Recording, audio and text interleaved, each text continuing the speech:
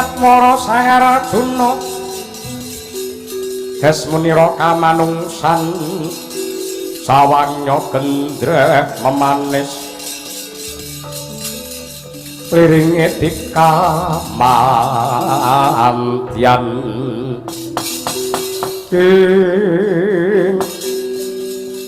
ana satriya bagus wani ngrusak kaendhane wana marta ngaku sapa jenengmu lan saka ngendi diwanuhake panengah Pandura Den Permati kowe pawongan cap katon cat ora sapa iki satriya saka Madukara jenengku Jim Suparto aku ngeman kelawan gantengmu ngeman karo kebagusanmu tata gelar iki wana bebondotan nanging kratone para Gandharwa lan kewan galak janji ora enggal bali ora enggal lunga saka papan kene ora nganti kentong subuh kowe bakal dadi pengewan-ewan yen pancen panjenenganmu kagungan wujude kasatriyan malah sisan gawe palungguhan iki kasatriyanmu Madukara ndak jaluk saya wani kowe karo aku apa abang yen pancen kepengin ngrebut kamukten Madukara langka ana bangkene Suparto ing kene dalan patimu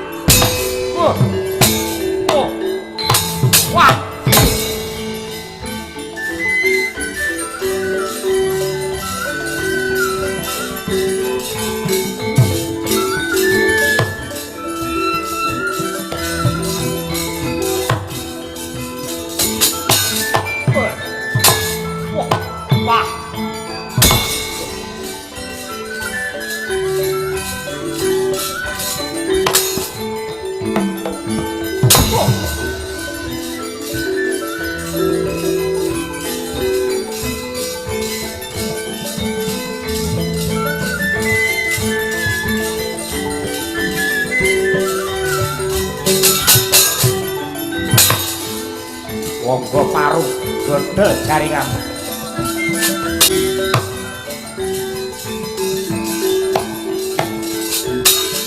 Wah.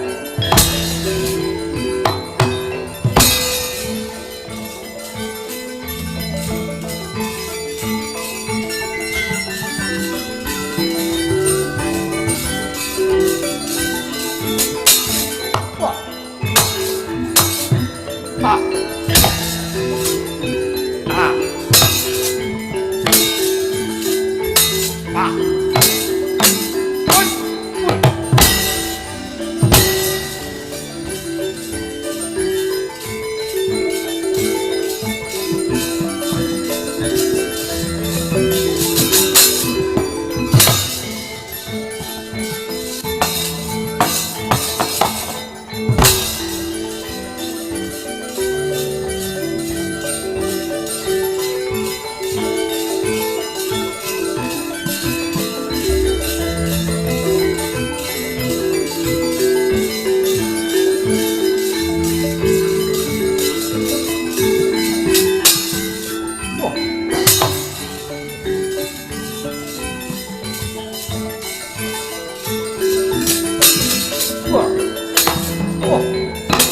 Ah.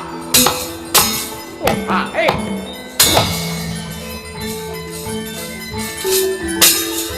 Ah.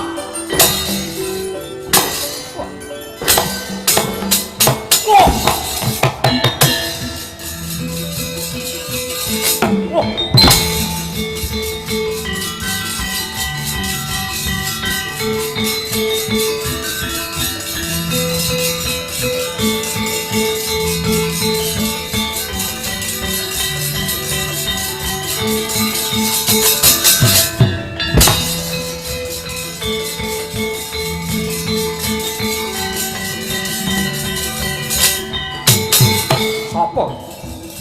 Tambah marang aku jenengku Raden Pinten. Kowe sapa? Duma Granti. Janji ora minggat, lakon ilang nyawamu. Ayo maju apa ora ngarsa? Wah. Wah. Wah. Wah.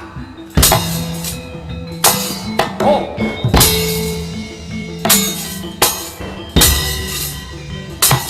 Oh. Loh. Hot. Hot.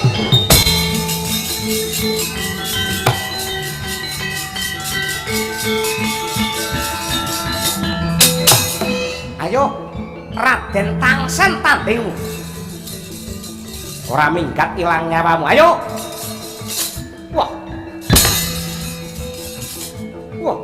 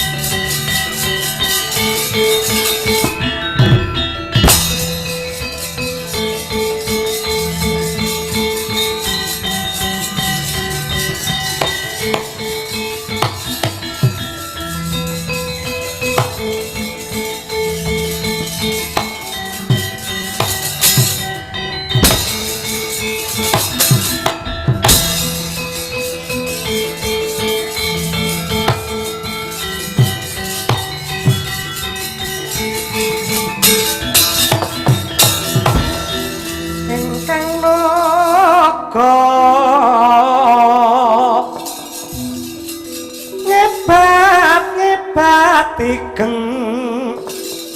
ngira rikalanira ngene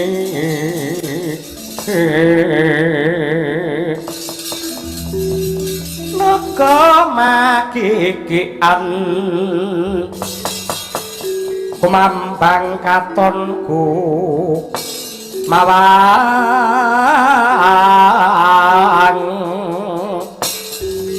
wisanyo manampak isih manaut sigra marang risang bayu Dewi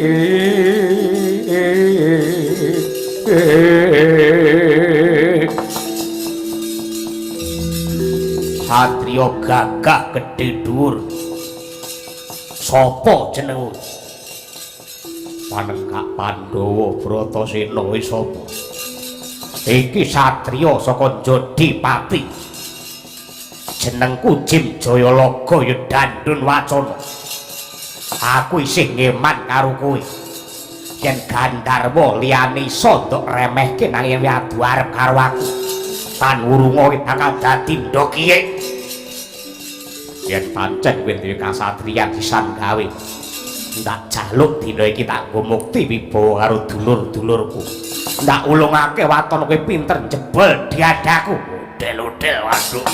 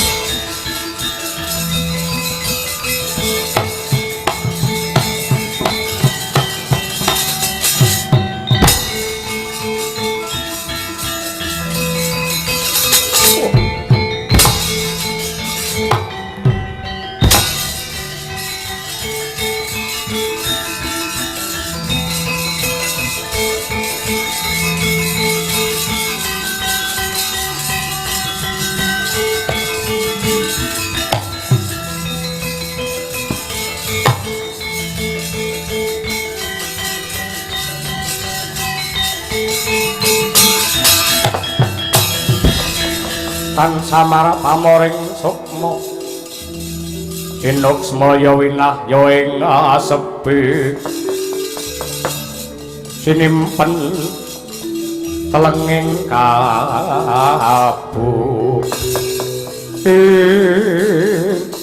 Pocap kacarita kaya mangkono.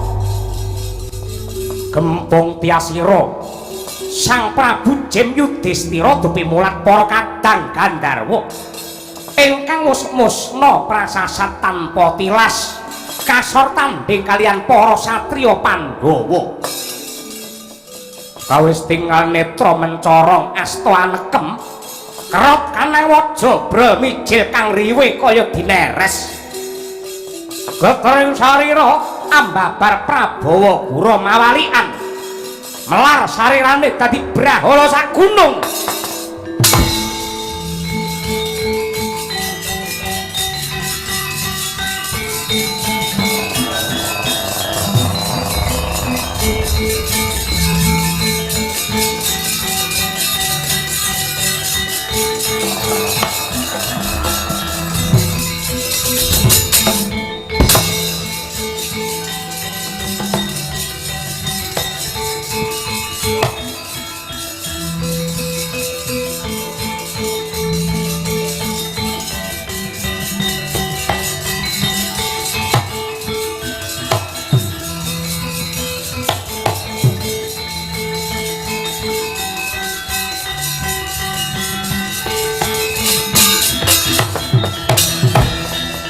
Mareka den prayitna semuire eko balik titiyane kandayane Trisunya Purnama sasi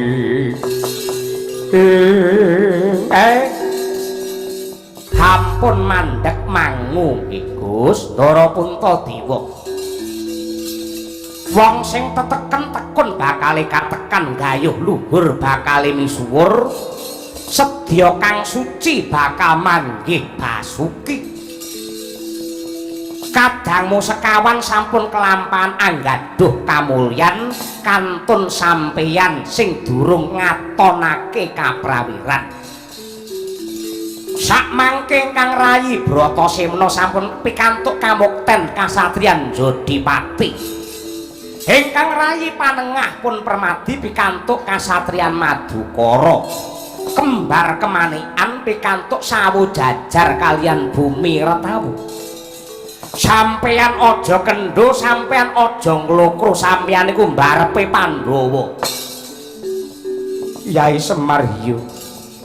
Kula kang mangkono aku njaluk panjurungmu ya Kyai. Nggih, mesti kula badhe caos donga. Ning mang enget-enget piweling kula sing jenenge kasantosaning raga niku kalahe karo alusing jiwa utama landhepe gaman niku kalahe karo tulusing pambegan.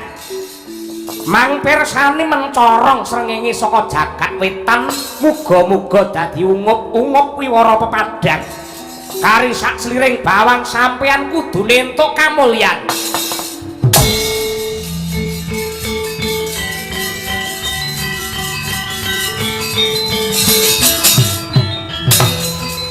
Obong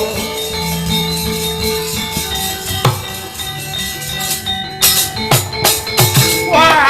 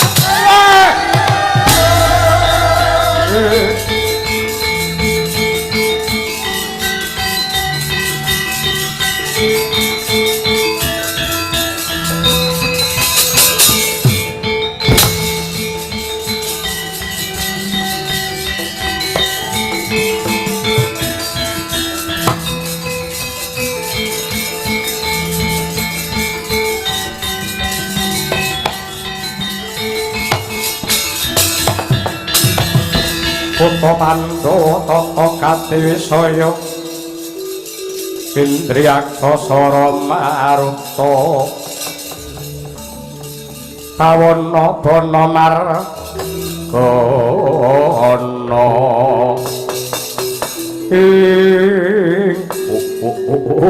ladala Wong tete yuang Kalaludra Mas Patik Raja Dewaku Raden Puntadewa yogine ora gelem rawasa karo aku ora gelem bandayuda tanding karo aku mongko yen kowe bisa ngasorake kridaku kraton Indraprastha sak wutuhe bakal tak pasrahake marang sliramu Raden sing gedhe pangapuramu Sang Prabu tumrape Puntadewa ngalahke wong liya kuwi luwih gampang tinimbang ngalahke nepsune dhewe sedyaku mung gayuh katentreman sarta kamulyaning bebrayan ora nedya golek mungsuh gedhe-gedhene gawe pepati apa yen kowe wis entuk kamulyan kowe bakal golek kondang kowe kepengin dadi wong sugih kanthi sugih bondo kowe bakal tumindak sak gelemu dhewe benerke sing luput ngluputke sing bener nginger marang jejeking adil luput kang dadi pandakwamu sumpahe Puntadewa mung mligi mujudake kerukunan lan katentremane sagung dumadi lan aku ora bakal nutup mripat mbuntu talingan weruh kawula kajiret dening kasangsaran mula prasetyane Pandhawa luwih becik lebur tumpur tanpa dadi yen ora bisa mulyake wong cilik wes adalah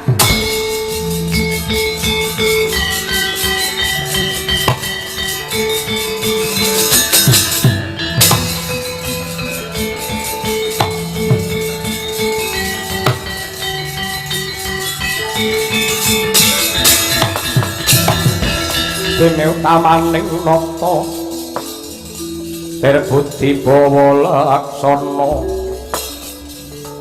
lirik perbudi mangkono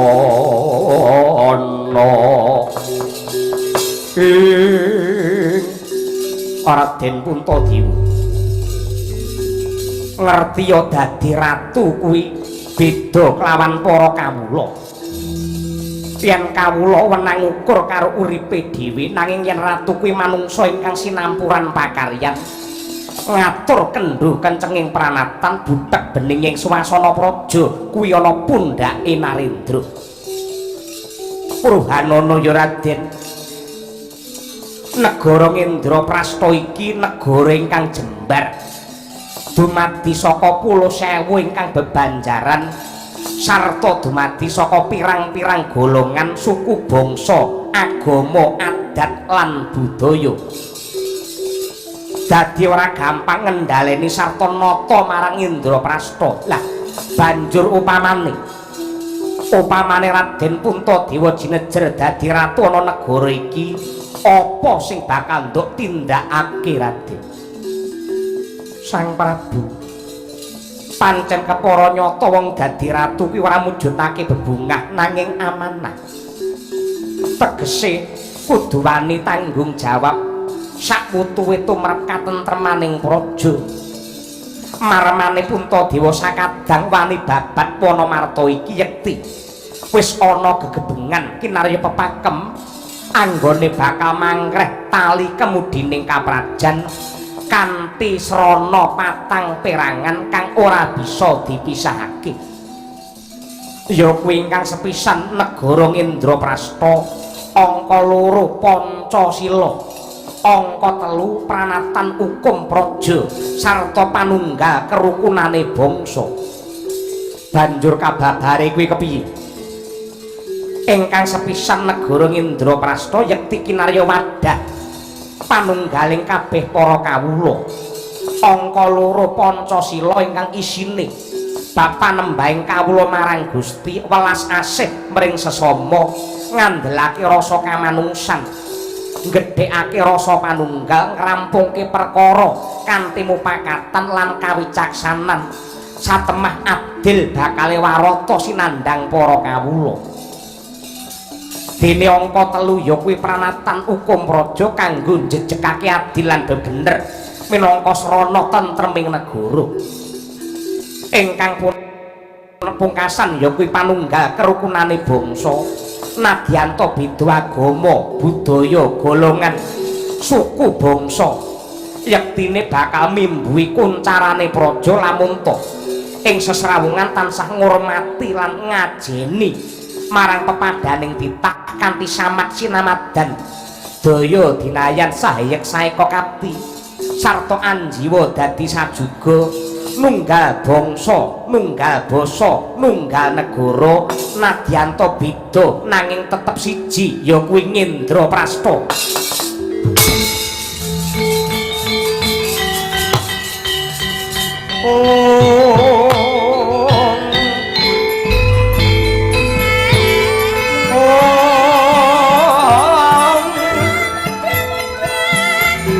Dan sembah liring ulun kapur porisang murbengrap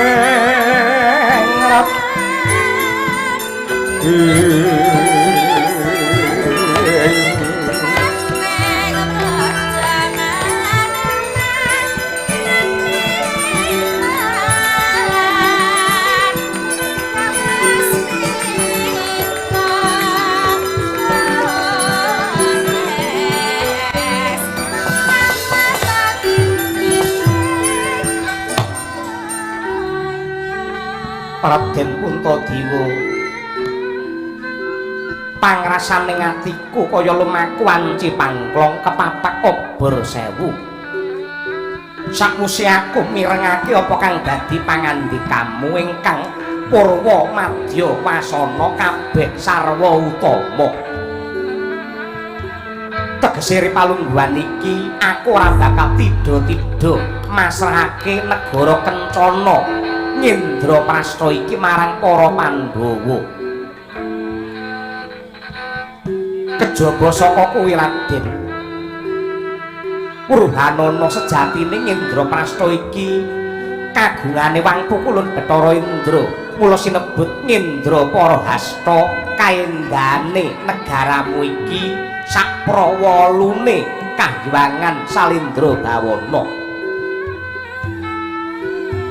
Mula kang mangkono walien saka alame lelembut dadi alame menungsa bangunen jiwa ragane para kawula satemahan dadekake negaramu mulya wibawa kuncara Jayeng Bawana Raden. Kejaba saka kuwi anggenmu dadi ratu kudu bener-bener ora mikolehake diri pribadi lan golongan sarta keluarga nanging uripmu sak wutuhe kudu ndok gunakake kanggo tresnani marang alam sak isine. Ngendraprasta dumadi saka menungsa Gandharwa lan bangsane satu. Telu-telune mau aja nganti sinangsaya, aja nganti ndok pulasara nanging kurmatana merga padha-padha titahing Gusti ingkang Maha Nasa. Lan manehi Raden sakwise jeneng sira sakadang antuk kamulyan nugrahane pangeran wajibe kudu ngunjukake rasa syukur marang purbane Hyang Agung kanthi srana ya kuwi kowe nganakno sesaji ingkang sinebut sesaji agung utawa sesaji Raja Suya ing kono wong sak jagat bakal nyatet kautamane para Pandhawa ing tansah luhuring budi anggene mangreh jagat ngamarta tumuju marang hayu lan rahayu Raden.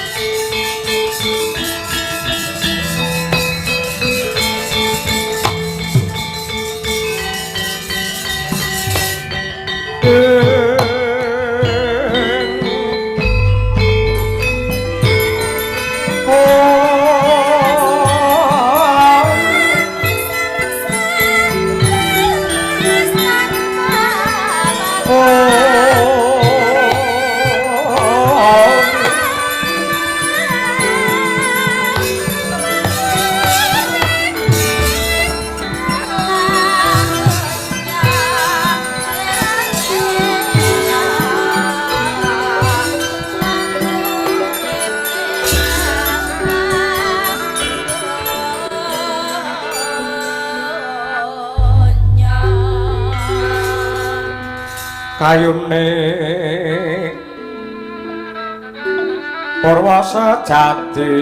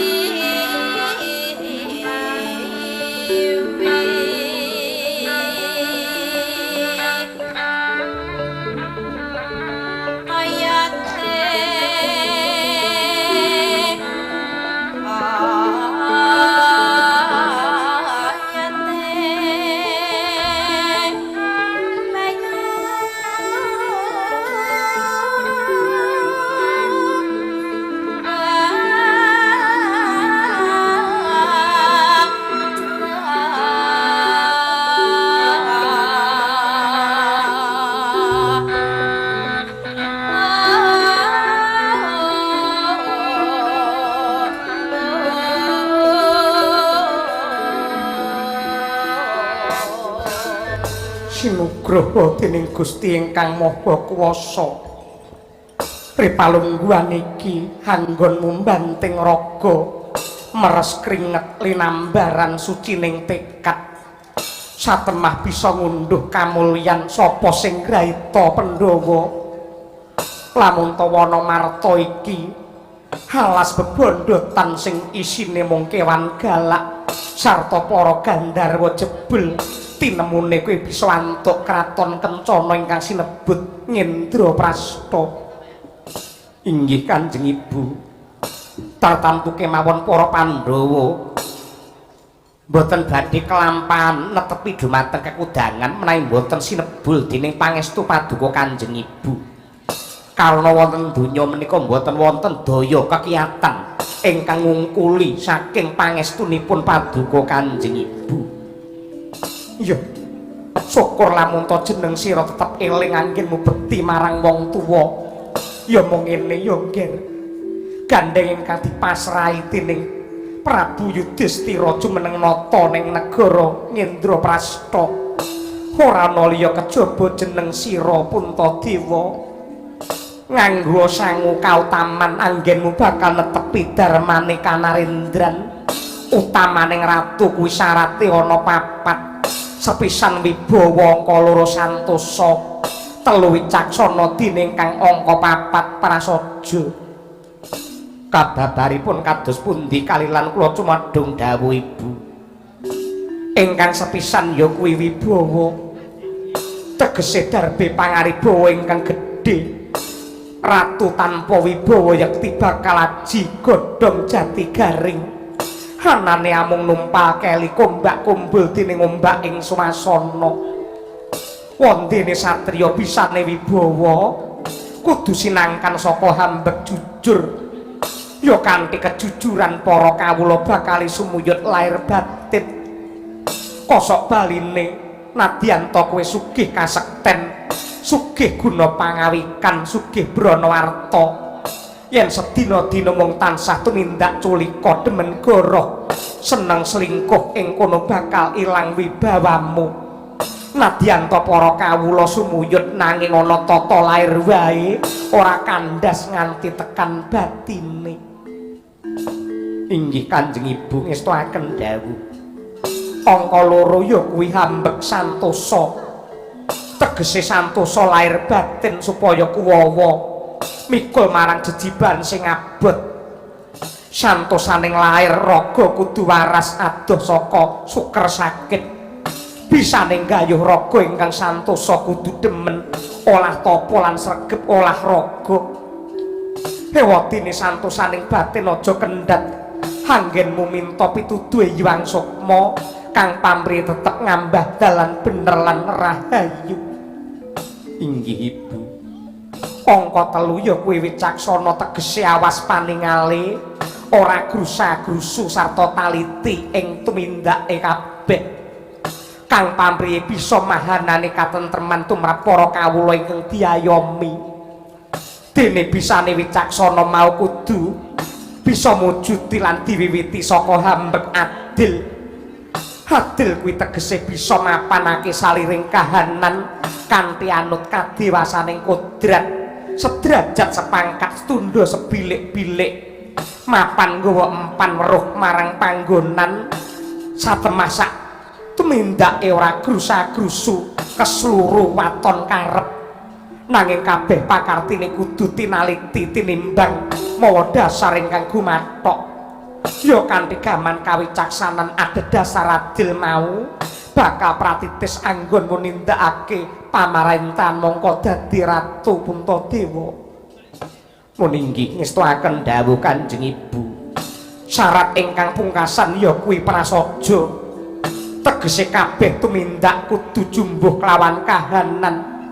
sarta nrima marang pandum kodrate lelakon satemah uripe sumeleh ora ngongso ora gayuh sing dudu sak mestine lan uga weruh sarta ngerti marang gregeting kahanan kang nyata satemah sak polahe jumbuh kelawan kodrat dene hambek prasaja mau bisa mawujud diwiwiti saka demen prihatin prihatin mono saka lingganing tembung perih lan ati tegese kudu gelem ngendhaleni karep gelem olah tapa ngurang-urangi nyiksa raga lan mulya jiwa nggih Puntadewa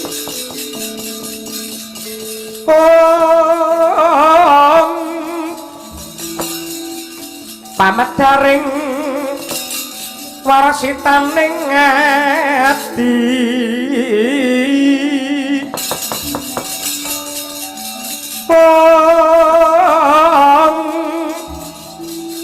Sumantaka haniru pujangga dahat muda ing petine marma kedah kinunggung pamruh yen kenge sami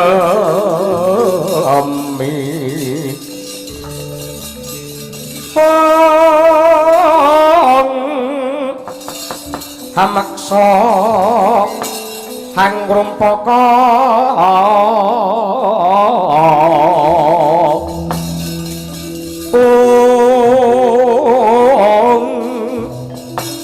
basa kang kelantur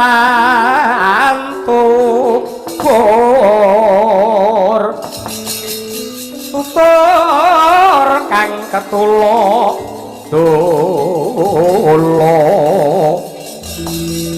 tinalaten rinoro kelawan rere mrih padhanging sasmita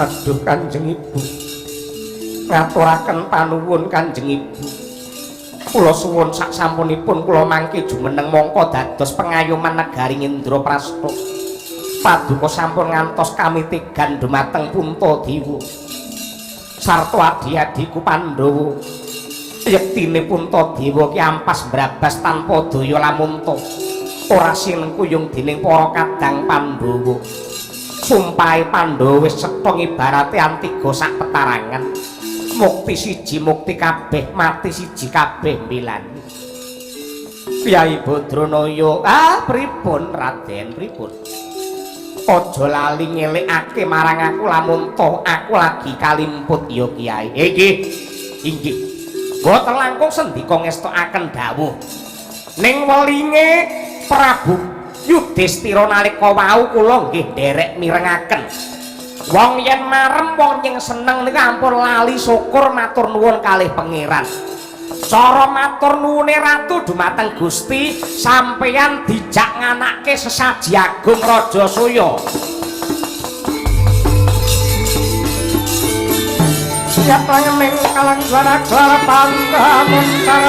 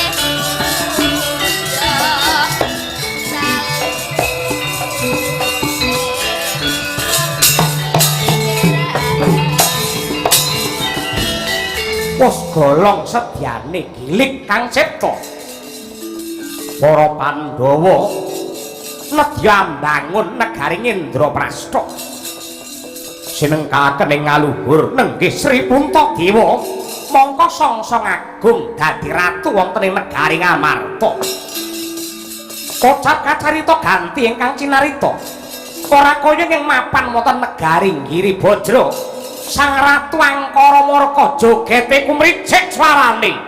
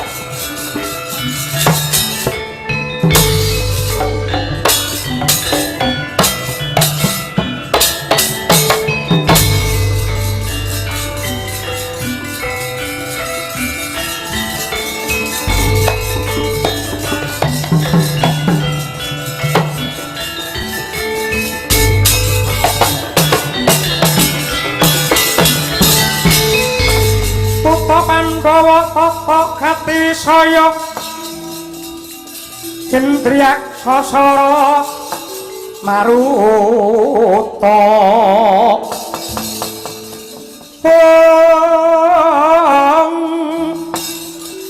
Bawana bana marga ana samirana lan warayang Panca bayu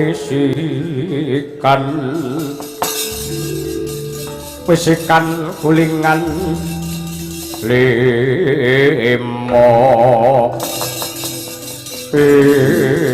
wah ladala Raja Manik sejati ning alam ingkang tinut ing jagat kadang-kadang Narpati becik Yai Hamsa Dimbaka kelawan Sukala Kawula nuwun wonten timbalan ingkang ngadhawuh Sinuwun Prabu Jarasandha wonten dawuh Kanjeng wonten dawuh sinuwun. Apa to darunane kowe adoh ndak awe cedhak saya ndak raketake ngadhep ana ngarsaning sun ing Pendopo Agung negara Giribajra. Nadyan kaya ngapa lan kepiye kudu tetep lestari ngrembaka anggonku nyembah kelawan Bathara Ludra. Anggonku nganakake nindakake sesaji Raja Ludra. Ya kuwi kudu ngaturake didaran kelawan Sang Hyang Bathara Kala wujude ratu ingkang cacahe 100. Monggo ripalungguhan iki. Ripalungguhan iki aku wis kelakon ngunjara Narendra ingkang cacahe 97, tegese mung kari kurang 3. Inggih lajeng keparengipun ingkang badhe dipun incer kinarya jangkeping sesaji Ludra menapa lan Narendra saking pundi sinuwun. Sing ndak tuding ora ana liya kejaba ratu ing tanah Jawa sing cacahe 3. Ya kuwi Narendra Ngamarta Puntadewa, Ratu Ndarawati Sri Bathara Kresna lan Ratu Mandura Baladewa. Mula kewajiban sing kudu ndok tindakake ripalungguhan iki tak wenehi wektu 7 dina kudu bisa ngrangket ratu 3 kuwi mau. Janji wektu 3 dina utawa munggahe 7 dina kowe ora bisa mbanda ratu 3. Samsa dimbaka kelawan kowe supala sing bakal pakakake Sang Hyang Bathara Ludra.